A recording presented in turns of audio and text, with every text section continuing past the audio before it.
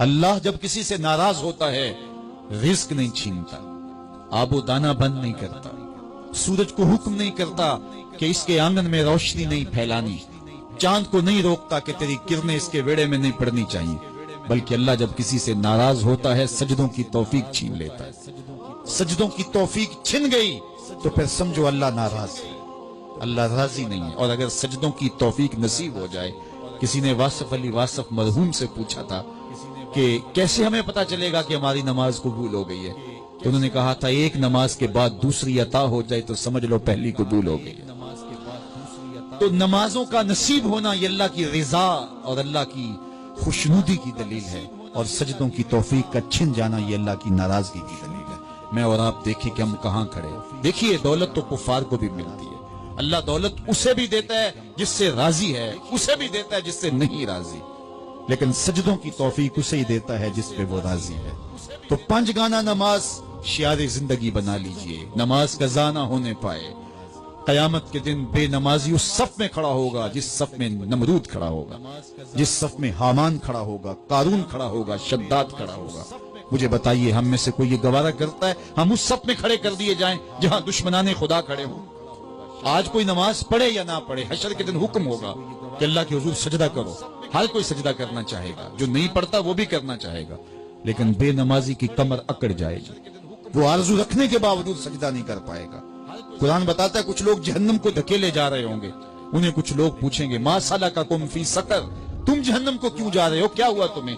تو وہ جواب میں کیا کہیں گے؟ لم نکو من المصلین، ہم نماز نہیں پڑھا کرتے تھے۔ سب سے پہلا حساب قیامت کے دن جو بندے سے لیا جائے گا وہ نماز کا لیا جائے گا۔ پہلا سوال بندے سے یہ ہوگا۔ یا چڑیاں بھی رب کی تسبیح بولیں اور اشرف المخلوقات سویا رہے؟ جب صبح کا وقت ہوتا ہے حشرات الارض بھی بلوں سے نکل کے رب کی تقدیس کے ترانے پڑھ رہے ہوتے ہیں، درختوں کی شاخوں پہ چڑیاں پرندے وہ بھی اللہ کی تقدیس کے ترانے پڑھ رہے ہوتے ہیں، حشرات الارض بھی اس کی تقدیس کے گیت گا رہے ہوتے ہیں، اور اشرف المخلوقات خراٹے لے رہا ہو، اس سے بڑی بد نصیبی کیا ہو سکتی ہے؟ آئیے 5 گانا نماز شعار زندگی بنا لے۔ اس مجلس میں اگر کوئی بے نمازی ہے تو آج عزم مصمم کر کے یہاں سے لوٹے کہ آج کے بعد نماز نہیں چھوڑوں گا، اور اگر آپ 5 گانا نماز کی عادت رکھتے ہیں تو آپ کو مبارک ہو، لیکن یہ عزم کر کے جائیے اپنے گھروں میں، اپنے اعزاء و اقرباء اور اپنے دوستوں میں اس زور سے تلقین اور تاکید کریں گے نماز کی کہ وہ پکے نمازی بن جائیں گے۔ بندہ بندگی سے سجتا ہے، زندگی آمد برائے بندگی، زندگی بے بندگی شرمندگی۔ اگر زندگی میں بندگی نہیں تو زندگی کے پلے ہے کیا؟ علماء نے لکھا ہے کہ یہ سارے درخت حالت قیام میں ہیں، چوپائے حالت رکوع میں ہیں، مینڈک تشہد میں ہیں، اور حشرات الارض سجدے میں ہیں، اور انسان اشرف المخلوقات ہے۔ اس کی عبادت میں درختوں کا قیام بھی رکھا گیا، اور رکوع بھی رکھے گئے، اور سجدے بھی رکھے گئے، اور قعدے بھی رکھے گئے، اس لیے تاکہ اس کی عبادت تمام مخلوقات کی عبادات کی جامع بن جائے۔ لیکن یہ اس کے باوجود اللہ کے حضور سجدہ ریز ہونا پسند نہ کرے تو بتائیے کیسے رحمتیں اس کے اوپر اتریں گی؟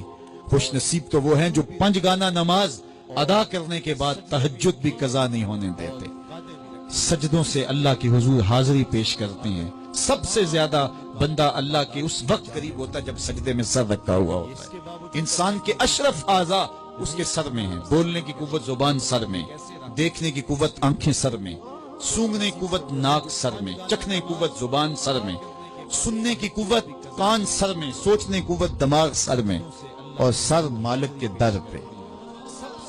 ناک بھی رگڑ رہا ہے، پیشانی بھی رگڑ رہا ہے، اور زبان سے کیا کہہ رہا ہے؟ سبحان ربی الاعلی، مالک مجھ سے نیچے کوئی نہیں، تیرے سے بالا کوئی نہیں۔ انسان کو بندگی کا ذوق جب نصیب ہو جاتا ہے، جب اس کے حضور بندہ جھکنے لگ جاتا ہے تو پھر وہ کسی کے آگے نہیں جھکتا۔ وہ ایک سجدہ جسے تو گراں سمجھتا ہے 1000 سجدے سے آدمی کو دیتا ہے نجات۔